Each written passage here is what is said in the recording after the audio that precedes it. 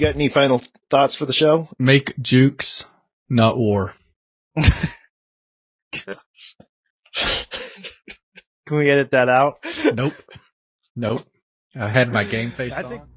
Hello and welcome to quite a wet day here in England, to which I have this Hotwheels Volvo Xc40 recharge. It's been one I've been meaning to do for a few weeks and been putting it off because the weather has been awful.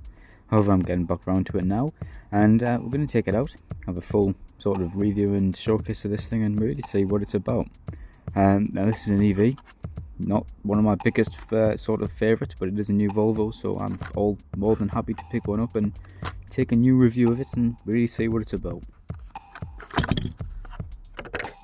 Now, as always, I do a custom and also detailed review, to which I start from the front and work my way around to the back, and then we sort of take an in-depth look of what I like and don't like about this thing.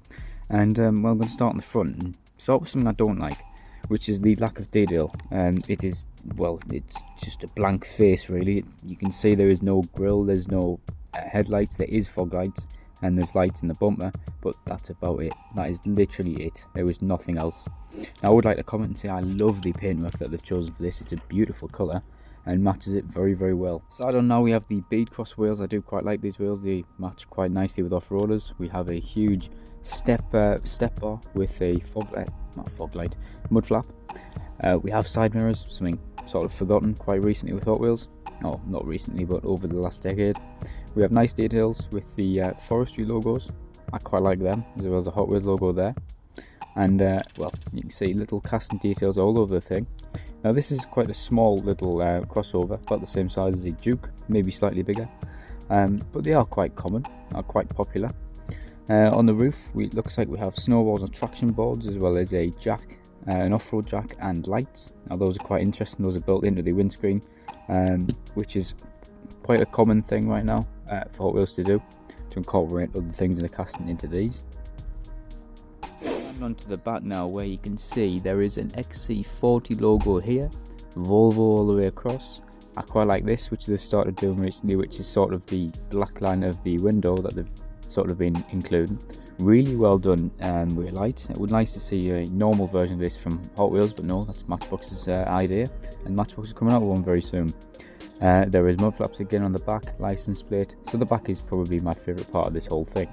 It looks the best, it is generally the best out of the whole thing, in my opinion. On the base, not much to say really. It's raised because these are pretty big wheels. I don't think they're very proportionate, but I don't think they're the worst of it I've ever seen. And of course you can see there, copyright 2022.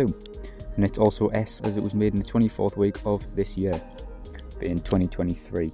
So that's the Volvo. What do I think? Well, I don't mind it. I don't think it's the best casting they've ever done, but I also don't think it's the worst. I think it's quite interesting to see them trying a new thing, which is sort of an electric crossover that is off-road. It's a very interesting sort of idea. And I don't think it'll be very popular. However, I do really like this thing. Although it being electric, I do generally prefer internal combustion engine, but I like them trying a new thing. And it's great to see Hot Wheels adventuring. Now, I'd like to see it fully detailed in the next release, maybe white or another colour, but have the front end and rear end detailed. However, there's only one way to see. So, I'm going to take a few photos now, and if you could all, as always, stay safe, have fun, and of course, stay juke'ing.